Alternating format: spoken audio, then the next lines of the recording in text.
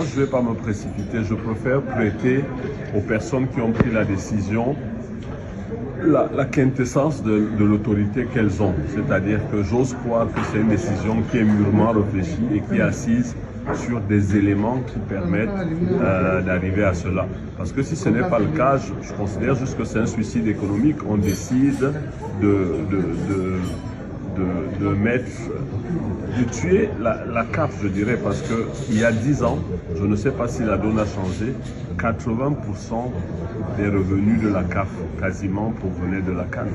Donc si vous passez à une CAN tous les 4 ans, c'est que vous vous êtes assuré que si hier, la CAN générait 2, en passant à 4 ans, elle générera 4. Donc suffisamment d'argent pour couvrir le cycle de 400. Si vous ne vous êtes pas assuré de ça, vous vous mettez en équilibre instable et c'est pour ça que je parle en fait de suicide économique pour la CAF si cette question n'est pas bien gérée. Maintenant, en plus de la question du passage à 400 et de la recette, il y a ce basculement vers les années paires parce que moi je vois une double problématique dans ce qui s'est passé. Le retour aux années paires fait que la CAN désormais va s'aligner sur l'euro.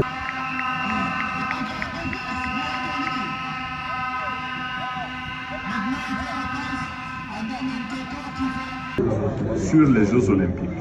Et l'Afrique, on n'a pas la chance de l'Amérique du Sud d'être sur des fuseaux horaires ou l'Asie d'être sur des fuseaux horaires complètement décalés. Nos fuseaux horaires sont littéralement alignés sur ceux de l'Europe. Vous imaginez une CAN qui se joue en été en Europe, elle va donc être superposée à l'Euro, elle va être superposée aux Jeux Olympiques et elle va être superposée aux événements classiques qui existent déjà à cette période, le Tour de France, Wimbledon, et qui ont leurs diffuseurs. Donc vous pensez qu'en temps réel, un seul diffuseur européen et même mondial fera l'impasse sur un match de l'Euro qui se joue en même temps qu'un match. Donc on risque même peut-être d'avoir une chute de recettes, sauf si la CAF, en passant à 4 ans, obtient de pouvoir jouer en janvier-février comme elle le faisait avant, ce qui n'est pas garanti parce que le basculement, les années paires à mon sens, résulte de la volonté de laisser les années impaires à la Coupe du Monde de la FIFA, à la Coupe du Monde des clubs de la FIFA.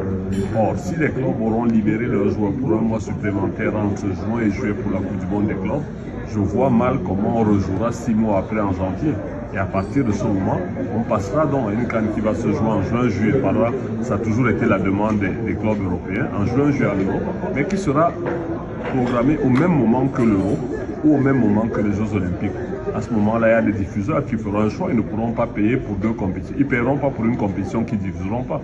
Sauf si on pense qu'en Afrique, on commencera à jouer notre CAN à 22 h jusqu'à 8 h du matin. Donc, on jouera la nuit pendant les Européens. Mais si on est aligné sur le même créneau horaire que l'Euro ou les Jeux Olympiques, il va de soi que le choix sera vite fait. Donc la CAF perdra un peu plus d'argent parce que les diffuseurs qui prenaient la CAN parce qu'elle se jouait à une période donnée, ils ne la prendront plus si elle est alignée sur l'Euro et les Jeux Olympiques.